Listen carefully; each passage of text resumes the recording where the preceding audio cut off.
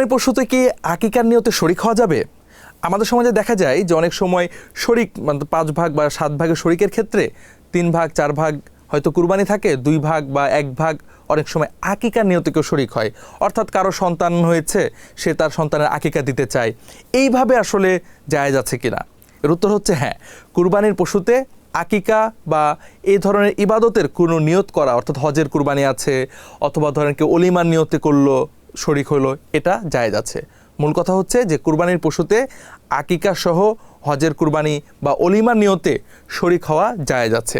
এর দ্বারা কারোই কুরবানি নষ্ট হবে না, বরং সবার নিজ নিজ নিয়তকৃত, অর্থাৎ যে যে নিয়তে এই কুরবানিতে অংশ নিয়েছে সেটা আদায় হয়ে যাবে ইনশাআল্লাহ।